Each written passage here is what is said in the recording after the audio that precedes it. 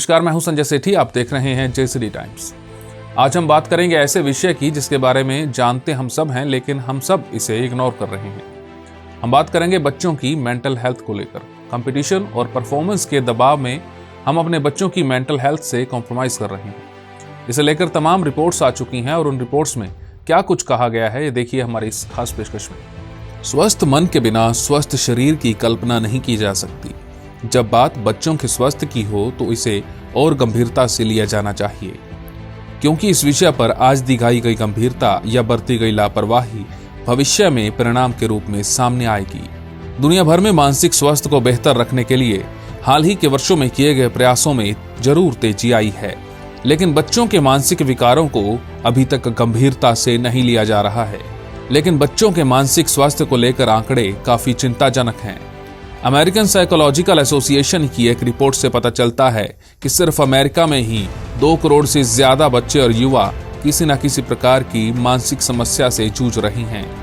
US department of health and human services के मुताबिक 3 से 17 वर्ष की आयु के 5 में से 1 बच्चे में मानसिक, भावनात्मक, व्यवहारिक विकार की समस्या है।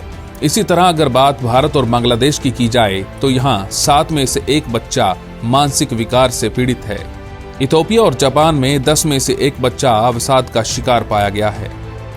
ऐसे करीब 21 देशों के आंकड़े बताते हैं कि औसत 5 में से 1 बच्चा किसी न किसी मानसिक विकार के साथ जी रहा है, यानी कि 100 में से 20 बच्चे मानसिक विकारों के साथ जी रहे हैं। बच्चों में आत्महत्या के बढ़ते मामले भी हाल ही के वर्षों में ज्यादा रिपोर्ट किए गए हैं।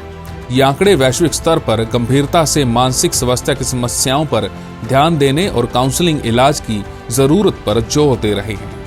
United nation international children emergency fund बाल अधिकारों की रक्षा और बेहतर स्वास्थ्य के लिए लगातार प्रयास कर रहा है। बच्चों में मानसिक स्वास्थ्य की समस्याओं के जोखिम और बढ़ती चुनौतियों को समझने और इस पर किस तरह के प्रयास जरूरी हैं। आमतौर पर हम इस बात को स्वीकार ही नहीं कर पा रहे कि छोटे बच्चे भी डिप्रेशन और चिंता के विकारों के शिकार हो सकते हैं, लेकिन आश्चर्यजनक रूप से डॉक्टरों की ओपीडी सेक्शन में ये आंकड़ा बढ़ता जा रहा है। पिछले साल अपनी सर्वे रिपोर्ट के बाद एनसीईआरटी ने भी स्कूलों को निर्देश जारी कर दिए हैं कि वो बच्चों के मानसिक विकारों का पता लगाएं और उनको दूर करें। एनसीईआरटी की 2022 की मेंटल हेल्थ सर्वे रिपोर्ट के मुताबिक 29% छात्रों में एकाग्रता की कमी है, जबकि 43% बच्चों का मन पढ़ाई में नहीं लग रहा है। वहीं 28% बच्चे सवाल पूछने में ही झिझक रहे हैं। इस सर्वे में 36 राज्यों और केंद्र शासित प्रदेशों के 3,80,000 छात्रों को शामिल किया गया था।